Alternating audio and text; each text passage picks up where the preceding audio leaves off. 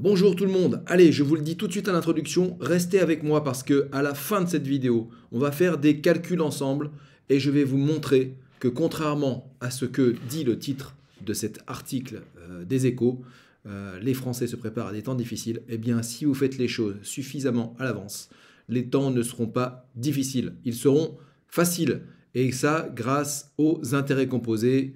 Et on en parle en fin de vidéo. Mais avant tout, on va voir ensemble ce que dit le deuxième baromètre. C'est la deuxième fois que, effectivement, on a ce sondage, baromètre BPCE, assurance des changements de vie concernant les Français. Le débat, on parle d'un débat anxiogène autour de la réforme des retraites et le contexte d'inflation. Voilà, est-ce que ça incite les Français à mettre de l'argent de côté pour leur retraite? Et il y a des points qui m'ont particulièrement intéressé et je remercie Christelle Tadjian pour cet article. Alors, les Français sont-ils mûrs pour la retraite par capitalisation? Eh bien, il faudrait, oui, je vous le dis tout de suite, il faudrait que vous soyez mûrs parce que c'est incontournable si vous voulez vous constituer une retraite dorée. En tout cas, donc, ils comptent avant tout sur eux-mêmes pour la préparer. Selon la deuxième édition du baromètre BPCE dont je vous parlais à l'instant, près de la moitié des personnes interrogées, 48% en fait, déclarent mettre de l'argent de côté pour leur vieux jour.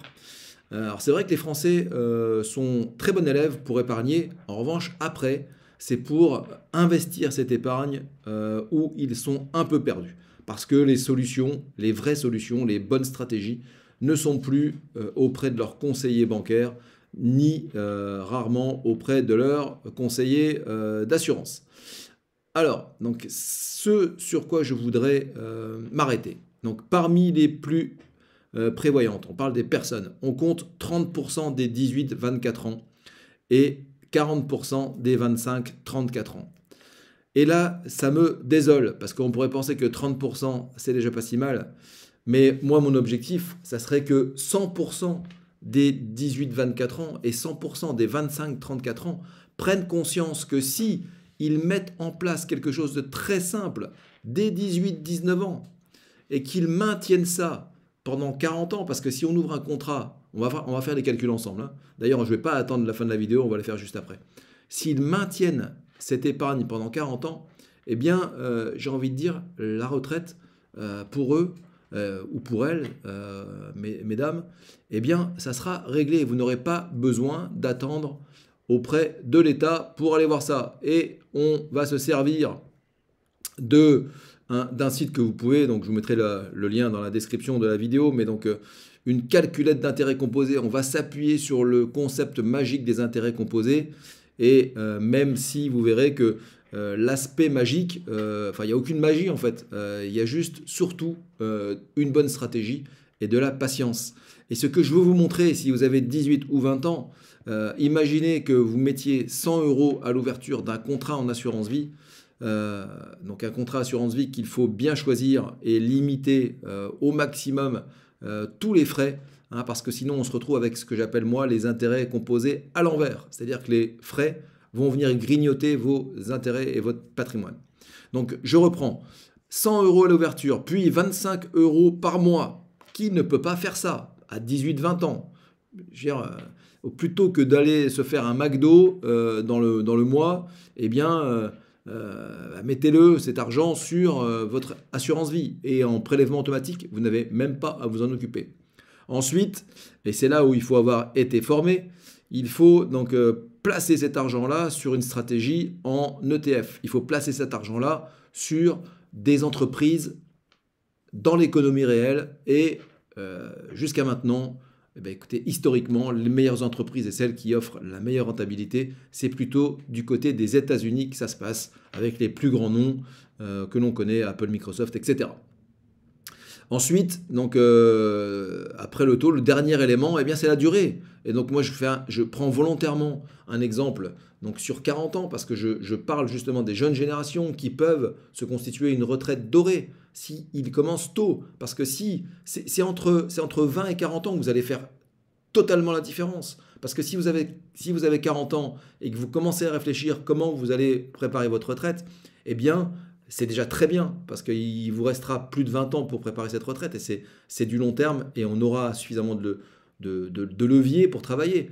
Mais si vous commencez à 20 ans, vous vous donnez 20 ans supplémentaires, et vous allez voir qu'en termes de chiffres, ça change tout. Donc si je tape sur calculer, c'est pas les bons montants là. Donc je répète, 100 euros au départ, qui ne peut pas les mettre? 25 euros par mois, qui ne peut pas mettre 25 euros par mois? 10%, ça tout le monde ne peut pas le faire. Il faut juste avoir eu le bon conseiller et s'être formé. Et justement, j'organise une formation, c'est mardi 9 mai de 18h à 21h. À 18h, comme je le dis souvent en rigolant, vous ne saurez rien, à 21h, vous aurez tout. Donc ne ratez pas cette formation, il y a exactement la même le 29 mai, c'est un lundi, et il y en a encore une autre, mais cette fois-ci les deux premières c'est en visio, donc tout le monde peut venir, et la troisième c'est à la Grande Motte, au Novotel Golf de la Grande Motte, dans un endroit magnifique, c'est le 3 juin, samedi 3 juin, où j'organise cette formation.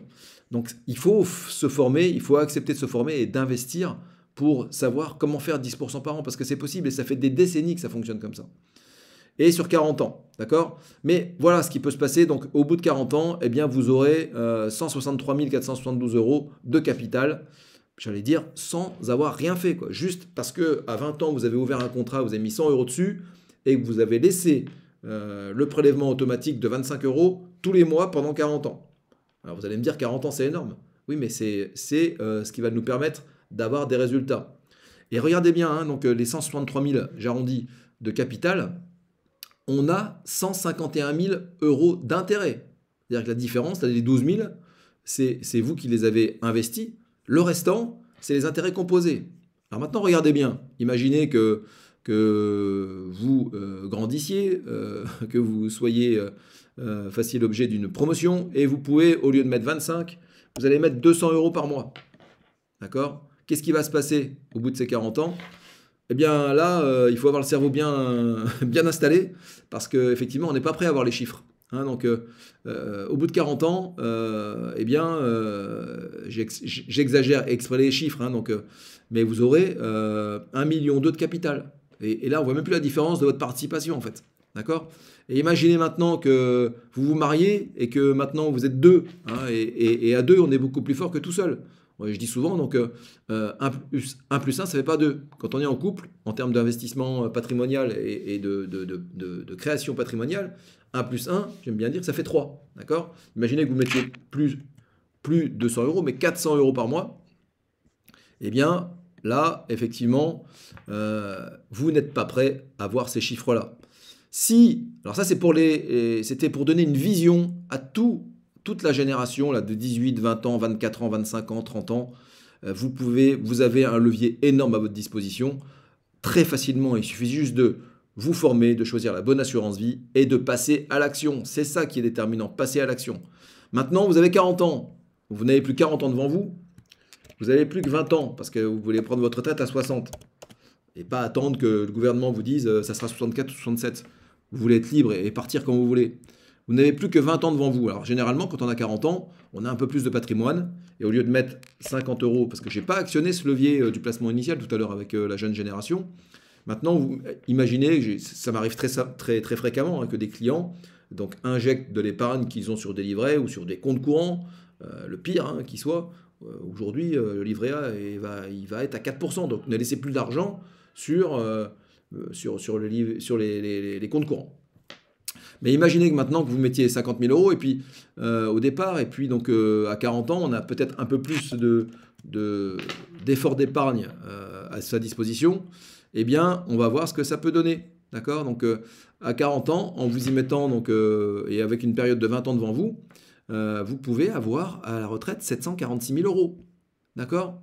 Donc pour ça, c'est la même chose. Il faut juste se former, passer à l'action et adapter sa stratégie à sa situation. Sachant que ma plus-value pour vous, c'est de pouvoir vous former là-dessus, mais aussi de vous accompagner pour optimiser, donc pour vous proposer déjà les bons supports dès le départ, et après pour optimiser votre situation sur le plan fiscal, sur le plan de transmission, tout au long de votre parcours. Pour ça, je suis maintenant exactement au bon endroit dans le cabinet qui est dirigé par Gilles Lomensfeld et qui s'appelle Axi Plus Patrimoine. Et encore hier, j'étais en formation et on a fait une formation sur les sociétés civiles où je peux vous assurer que quand vous avez accès, et tous mes clients vont pouvoir en avoir accès, à ce type d'informations-là, j'ai souvent parlé d'environnement pour pouvoir faire les bons investissements. Et bien si vous êtes dans le bon environnement avec les bonnes personnes, vous allez faire partie de ce que j'appelle du club des 1%. Le club des 1%. Ceux qui ont la bonne info et ceux qui ne seront pas en état de privation à la retraite. Ceux qui auront une retraite dorée. Donc voilà, tout ça, c'est pas du blabla, c'est du concret. C'est mis en place déjà pour moi, bien sûr, pour des clients nombreux maintenant également depuis 4 ans, parce que malheureusement, j'ai découvert la stratégie qui permet de faire plus de 10% par an en moyenne, trop tardivement. Pourquoi? Parce que j'étais pas dans le bon environnement. Je vous rappelle mon parcours, 28 années d'officier de gendarmerie, passionné par tout ce qui était financement, placement, immobilier, etc.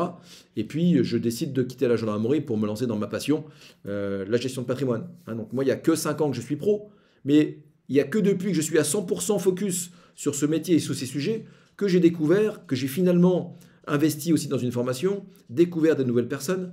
Et ça, c'est en permanence. Hein, donc, moi, je ne cesse de grandir, je ne cesse de m'améliorer pour moi, mais aussi pour le plus grand bonheur de mes clients. Voilà, donc ça, c'était la petite démonstration. Je vous mettrai là le lien de la calculette en commentaire dans la description.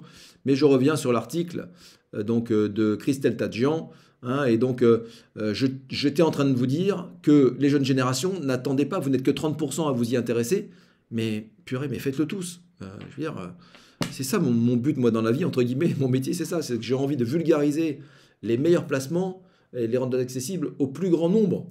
Et faire des formations, donc c'est mardi prochain, le 29 mai, j'en fais tous les mois, en visio, ça permet de le diffuser au plus grand nombre. Il n'y a plus besoin de prendre rendez-vous avec son conseiller clientèle qui va vous donner un rendez-vous dans X temps, voilà, en journée. Moi, je suis disponible quand vous le souhaitez et c'est en visio que ça se passe. Voilà, donc ce que je voulais aussi continuer à détailler, parce que l'article est vraiment très intéressant. Donc les résultats de cette étude réalisée au mois de février confirment la tendance déjà observée en 2022. Les Français se sentent de plus en plus vulnérables. Mais oui, mais c'est normal avec ce qu'on nous raconte à longueur de journée. Et si vous avez trop suivi le débat sur les retraites, mais prenez-vous en main et arrêtez de compter sur l'État. La retraite par répartition, vous l'aurez, je pense que vous l'aurez. Je suis optimiste de nature, mais ne comptez pas que sur elle. C'est la retraite par capitalisation, celle que vous allez mettre en place sur votre contrat d'assurance vie, pour vous, votre conjoint, et pour vos enfants, parce que ça va vous permettre aussi de préparer les études de vos enfants exactement avec la même stratégie. D'accord? Tout ça, c'est une approche globale, et c'est toute la famille qui va en profiter. Alors d'après cette étude, le constat est clair, si elle est avant tout synonyme de liberté, la retraite, eh oui, mais alors là, pareil, il y a deux camps. Hein. Ceux qui vont être libres à la retraite, puis il y a ceux qui seront dans l'incertitude, comme le dit Christelle Tadjian.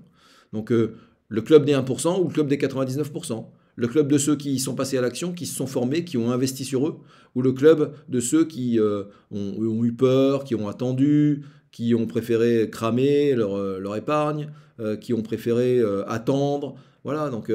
mais quelque part, on ne peut pas leur en vouloir, hein, c'est juste l'environnement dans lequel on évolue qui n'est pas adapté à tous les épargnants français. Voilà, c'est juste ça.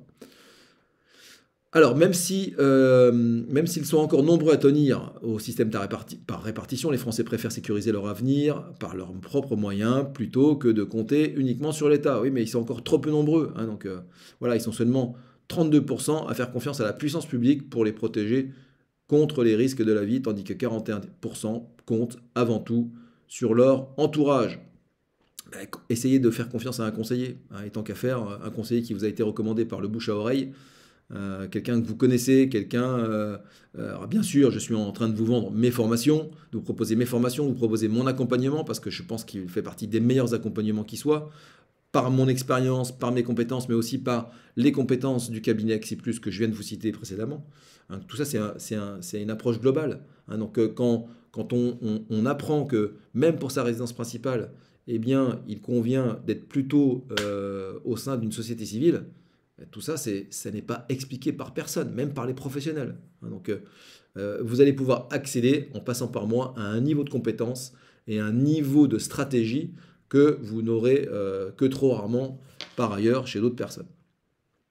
Alors les Français, ouais, ils essayent de réduire leurs dépenses. Ceux qui participent activement à la constitution de leur future retraite utilisent les différents moyens à leur disposition, soit en se constituant en capital, soit en envisageant d'accéder à la propriété. Donc ça, c'est déjà très bien. Investir dans l'immobilier, c'est aussi très bien. Et 47% des personnes interrogées indiquent avoir recours à l'épargne, dont 32% en alimentant de manière régulière un PER. Le PER, ça peut être une très bonne idée. Je vous parle d'assurance vie, mais on peut exactement faire la même chose sur un PER. Si vous êtes dans une TMI 30% par exemple ou plus, l'intérêt du PER est réel. Alors, une part non négligeable des sondés va même jusqu'à se serrer la ceinture dès à présent dans la perspective de la cessation de son activité. 15% des Français déclarent réduire leurs dépenses pour se constituer un pécule en prévision de cette échéance. Alors là, une petite parenthèse, hein, donc se serrer la ceinture, ok, mais ne vous serrez pas la ceinture sur des choses majeures, fondamentales, c'est-à-dire la nourriture, d'accord. Là, c'est vraiment un sujet à part, mais une fois de plus, c'est un tout.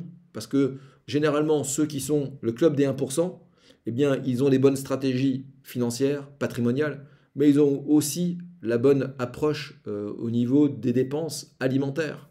Donc, quand vous avez compris qu'il faut arrêter d'acheter des produits transformés qui vous coûtent une blinde, des produits marketés, etc., et que vous focalisez votre budget alimentaire sur des bonnes choses, eh bien vous verrez que finalement, ça ne va pas vous coûter plus cher d'acheter de la bonne nourriture si vous supprimez tout ce qui est produits transformés et marketés, parce que tout ça, ça coûte très cher.